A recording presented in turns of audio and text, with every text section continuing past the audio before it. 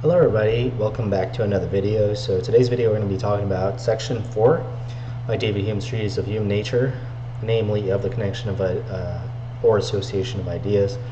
So how do we connect certain ideas? How do we make the connection between certain simple ideas or association between certain simple ideas? So before we get into those guiding principles, David Hume starts off the section by stating that the mind really has a free will.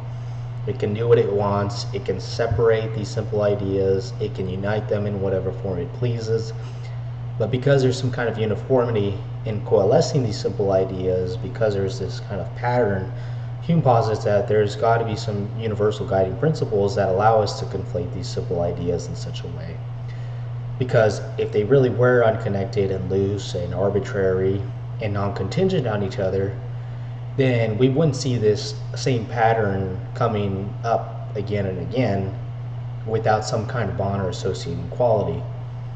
And so David Hume wants to look into what kind of associating qualities are that make up these connections between these simple ideas. And so the next slide here, I'm going to talk about them. So the connection is not an inseparable one, but it's a force, it's a gentle force that commonly prevails, is what David Hume says.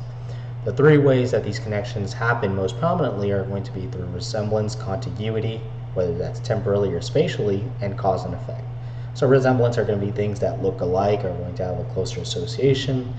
Things that are closer in time are going to have a closer connection to each other. Things that are close in space, for example, the fridge and the counter are going to have a closer connection to each other, association. Then lastly, cause and effect, right? I see something and then something happens, cause and effect. I turn the light switch on, the light comes on, and natural association. And so the last slide, I'm just going to go through a few examples, very quick examples to discuss these associations, these connections. So you're going to have things like resemblance, like a cell phone, right? I look at my cell phone, I'm like, okay, that's my cell phone. It looks like my cell phone, it feels like my cell phone, and so it's my cell phone. Even if I didn't see it for a few minutes, it's my cell phone because it looks like my cell phone. Now I could go into the minutiae, okay, is it my cell phone? I can corroborate and all this stuff, but just going through resemblance, it looks like my cell phone, I think it's my cell phone. My car. I haven't seen my car in a couple of hours. I go outside and I'm like, okay, that's my car. It looks like my car. It must be my car.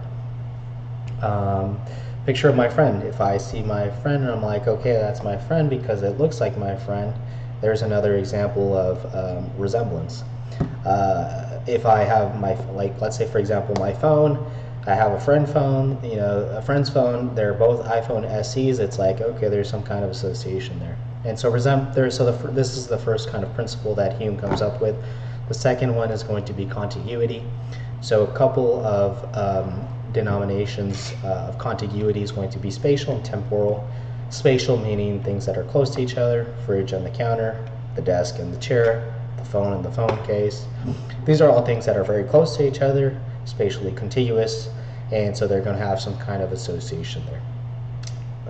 Temporal contiguity would be things that happen that are temporally contiguous, right? If I recite the alphabet A, B, C, D, E, F, G, I said B and then I said C, right? And then there's D and then there's E, right? And so they're temporally contiguous to each other, right? There's one thing happens, the other thing happens right next to each other. So temporal contiguity and cause and effect are very similar to each other. If anything, temporal contiguity would be almost like a prerequisite to cause and effect.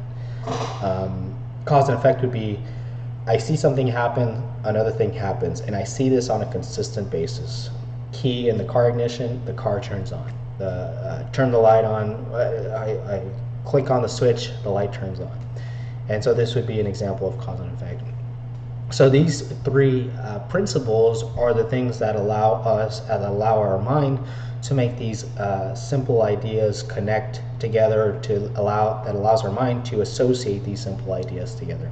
Resemblance, contiguity, spatial and temporal, and cause and effect. So that's pretty much what this section talks about. Thanks for watching, and I'll get into section 5 in the next video. Thanks again, and have a great day.